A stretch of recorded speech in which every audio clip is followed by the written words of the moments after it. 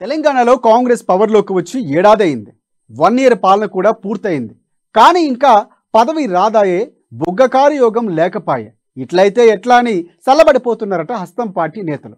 మంత్రివర్గ విస్తరణ ఎప్పుడు, మిగతా నామినేటెడ్ పోస్టులు ఎప్పుడు భర్తీ చేస్తారో తెలియక ఇదేం బాధరా అయ్యా అని తలలో పట్టుకుంటున్నారట. ఇంతకీ కేబినెట్ విస్తరణ ఎప్పుడు జరుగుతుంది?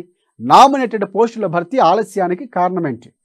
పిసిసి కార్యవర్గం కూడా ఎందుకు ఫిలప్ చేయడం లేదు?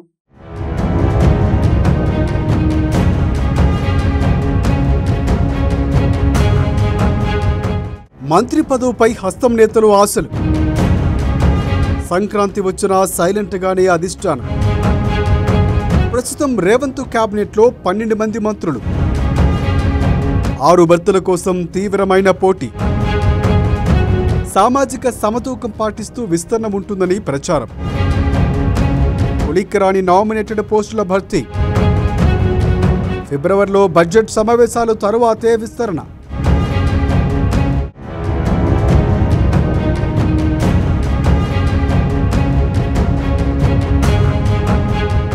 ఎన్నో ఆశలు, మరెన్నో ఊహలు.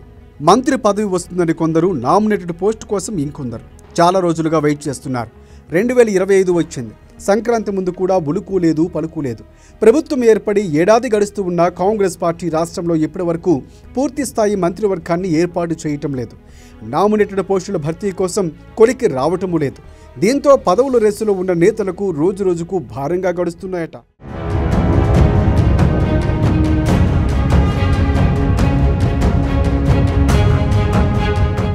అప్పట్లో తెలంగాణలో తిరగలేదనుకున్న కేసీఆర్ ప్రభుత్వాన్ని ఓడించి చూపారు నాటి పిసిసి చీఫ్ రేవంత్ రెడ్డి.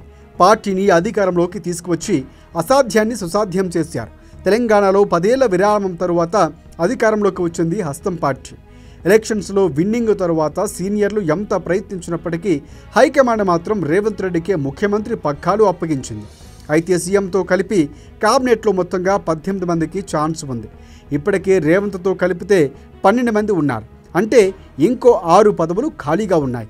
ఉన్నవి 6 బెర్తులైతే పోటీ మాత్రం తీవ్రంగా ఉంది.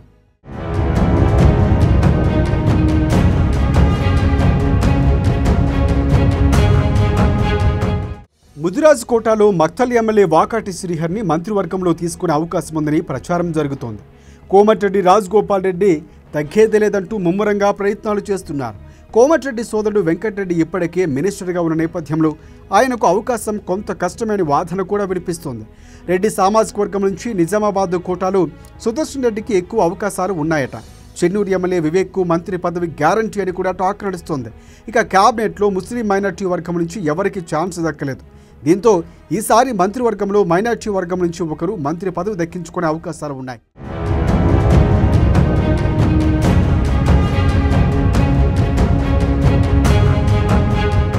సామాజిక వర్గాల పరంగా చూసుకుంటే తొలిసారి మంత్రివర్గంలో మైనార్టీ, ఎస్సీ, మరొక రెడ్డితో పాటుగా ఒక బీసీకి ఛాన్స్ దక్కవచ్చని తెలుస్తోంది. సామాజిక సమతూకం పాటిస్తూ ఈ విస్తరణ ఉండవచ్చని చెబుతున్నారు. ప్రస్తుతానికి 4 భర్తలు భర్తీ చేస్తారని, ఆ తర్వాత 2 మినిస్ట్రీల భర్తీ ఉంటుందని కాంగ్రెస్ పార్టీ వర్గాల నుంచి ఎప్పటి నుంచో మాట వినిపిస్తోంది. అయితే రేవంత్ కేబినెట్ కొలువుదీరి అప్పుడే ఏడాది కూడా పూర్తయింది. అయినా విస్తరణ మాత్రం జరగలేదు. మరోసారి వాయిదా పడుతూ ప్రతిసారి వాయిదా వేస్తూ వస్తున్నారు. గత ఏడాది సంక్రాంతి, ఉగాది అన్నారు. ఆ తర్వాత పార్లమెంట్ ఎన్నికలు వచ్చాయి. ఎంపీ ఎన్నికల తర్వాత కేబినెట్ విస్తరణ అన్న మాట జోరుగా వినిపించింది. కానీ ఆ తర్వాత మహారాష్ట్ర, హర్యానా ఎన్నికలు వచ్చాయి. ఇలా ప్రతిసారి విస్తరణకు ఏదో ఒక అడ్డంకి వస్తూనే ఉంది.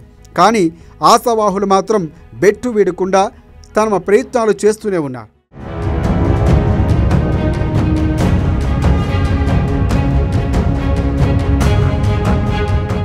రేవంత్ సర్కారు కొలువుదీరి ఏడాది సందర్భంగా కేబినెట్ విస్తరణ ఉంటుందన్న లీకులు వచ్చాయి. అప్పుడు కూడా జరగలేదు. సంక్రాంతి అనుకున్నారు. అది కూడా ఇప్పుడు నెరవేరే అవకాశం కనిపించడం లేదు.